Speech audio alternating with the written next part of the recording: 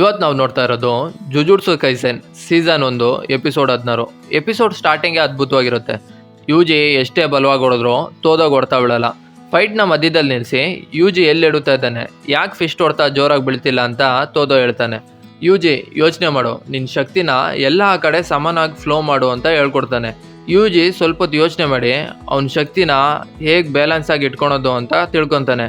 ಈಗ ನಿಜವಾದ ಫೈಟ್ ಮಾಡೋಣ ತೋದೋ ಅಂತ ಇಬ್ಬರು ರೆಡಿ ಆಗ್ತಾರೆ. ಆ ಕಡೆ ಹಂಗೆ ಕಟ್ ಮಾಡಿ ಉಳಿದಿರೋರು ಏನು ಮಾಡ್ತಿದ್ದಾರೆ ಅಂತ ನೋಡೋದಾದ್ರೆ, ಕುಗಿಸಕಿ ಮತ್ತೆ ಪಾಂಡ ಆರ ಹುಡುಗಿನ ಬ್ಲಾಕ್ ಮಾಡಿರ್ತಾರೆ. ನಿಮ್ಮ ಪ್ರಿನ್ಸಿ ಯೂಜಿನ್ ಕೊಲ್ಲಕ್ಕೆ ಹೇಳಿದಾರ ಅಂತ ಕುಗಿಸಕಿ ಕೇಳ್ತಾಳೆ. ಆರ ಹುಡುಗಿನು ಇಲ್ಲ ಅಂತ ನಿಜಾನ ಮುಚ್ಚಿಡ್ತಾಳೆ.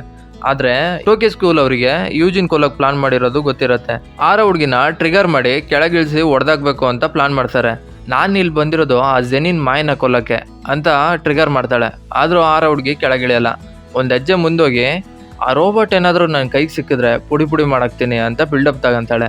ಹಿಂದೆಂದ ಯಾರೋ ಪಾಂಡ ಮೇಲೆ ಫೈರ್ ಮಾಡ್ತಾರೆ. ಪಾಂಡನು ಕೆಳಗೆ ಬಿದ್ದೋಗುತ್ತೆ. ಹಿಂದೆ ನೋಡಿದ್ರೆ ಕುಗಿಸಕಿ ಹೇಳ್ತಿದ್ದಂತ ರೋಬೋಟ್ ಬಂದು ನಿಲ್ಲತ್ತೆ.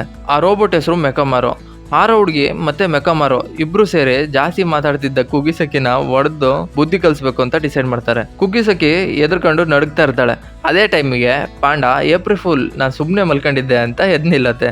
ಪಾಂಡ ಮೆಕಾಮಾರೋ ಮೇಲೆ ದಾಳಿ ಮಾಡತ್ತೆ. ಮೆಕಾಮಾರೋ ನಾನು ನೀನು ಇಬ್ರು ಒಂದೇ ತರ, ಇಬ್ರಿಗೂ ಹೊಡ್ತಾ ಬೀಳಲ್ಲ ಅಂತ ಹೇಳತ್ತೆ. ಆದ್ರೆ ಮೆಕಾಮಾರೋ ನನ್ನ ನಿನ್ ಜೊತೆ ಕಂಪೇರ್ ಮಾಡ್ತೀಯ, ನೀನು ಗೊಂಬೆ, ನಾನು ನಿಂತರ ಅಲ್ಲ ಅಂತ ದಾಳಿ ಮಾಡತ್ತೆ. ಪಾಂಡ ಆದಷ್ಟು ಆ ದಾಳಿಯಿಂದ ತಪ್ಪಿಸ್ಕೊಳ್ತಾ ಇರತ್ತೆ. ಮೆಕಾಮಾರೋ ಶಕ್ತಿನೆಲ್ಲ ಉಪಯೋಗಿಸಿ ಬೆಂಕಿಯಿಂದ ದಾಳಿ ಮಾಡತ್ತೆ.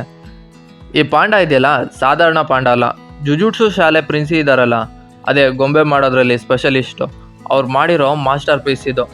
ಪಾಂಡ ಬೆಳೀತಾ ಅದಕ್ಕೆ ಫೈಟಿಂಗ್ ಸ್ಕಿಲ್ನು ಸ್ವತಃ ಪ್ರಿನ್ಸಿನೇ ಹೇಳ್ಕೊಟ್ಟಿರ್ತಾರೆ. ಅದರಿಂದ ಎಂಥ ಸಿಚುಯೇಷನ್ನ ಹೇಗೆ ಎದುರಿಸ್ಬೇಕು ಅಂತ ಪಾಂಡಗೆ ಚೆನ್ನಾಗಿ ಗೊತ್ತಿರುತ್ತೆ. ಈ ಬೆಂಕಿ ದಾಳಿನೂ ಹಂಗೆ ಎದುರಿಸುತ್ತೆ. ಮೆಕಾಮಾರು ದಾಳಿ ಮಾಡಿ ಅದ್ರ ದೇಹನ ಕೂಲ್ ಮಾಡೋದನ್ನ ಪಾಂಡ ನೋಡುತ್ತೆ. ನೀನು ಕೂಲ್ ಮಾಡ್ತಾ ಇರೋದನ್ನ ನೋಡಿದ್ರೆ ಒಳಗಿಂದಾನೇ ಕಂಟ್ರೋಲ್ ಮಾಡ್ತಿದ್ಯಾ ಅನ್ಸುತ್ತೆ, ನನ್ಗೆ ಗೊತ್ತಿರೋಂಗೆ ಕುತ್ತಿಗೆ ಭಾಗದಲ್ಲೇ ಇದ್ಕೊಂಡು ನೀನು ಕಂಟ್ರೋಲ್ ಮಾಡ್ತಿದ್ಯಲ್ಲ ಅಂತ ಕೇಳತ್ತೆ. ಅದೇ ವೀಕ್ ಪಾಯಿಂಟು, ಅಲ್ಲಿಗೆ ಹೊಡೆದ್ರೆ ಕತೆ ಮುಗೀತು ಅಂತ ಅನ್ಕೊಳತ್ತೆ. ಆದರೆ ಮೆಕಾಮಾರೋ ದೇಹನ ಒಬ್ಬ ವ್ಯಕ್ತಿ ದೂರದಿಂದ ಕಂಟ್ರೋಲ್ ಮಾಡ್ತಾ ಇರ್ತಾನೆ.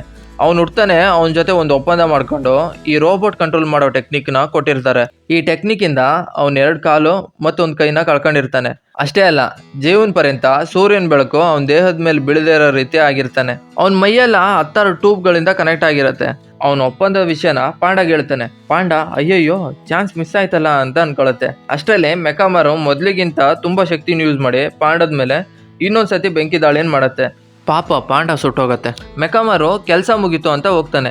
ನಿಧಾನವಾಗಿ ಗಾಳಿಲಿ ಹೊಗೆ ತೇಲೋದ್ಮೇಲೆ ಗೊತ್ತಾಗತ್ತೆ ಪಾಂಡ ಏನೂ ಆಗಿಲ್ಲ ಅಂತ.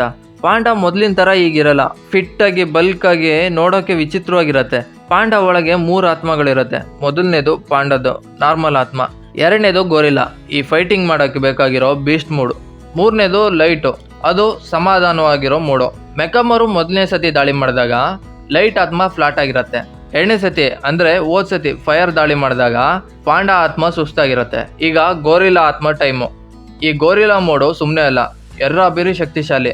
ಒಡೆಯ ಒಂದೇ ಹೊಡೆತದಲ್ಲಿ ಮೆಕಾಮಾರು ಕೈ ಶಕ್ತಿ ಕಳ್ಕೊಳತ್ತೆ. ಮೆಕಾಮಾರು ಇದರಿಂದ ತಪ್ಪಿಸ್ಕೊಬೇಕು ಅಂತ ಆದಷ್ಟು ದೂರ ಓಡ್ತಾನೆ. ಆದ್ರೆ ಪಾಂಡ ಬಿಡಲ್ಲ. ಜಗಳ ಅತಿ ಭಯಂಕರವಾಗಿ ನಡೆಯುತ್ತೆ.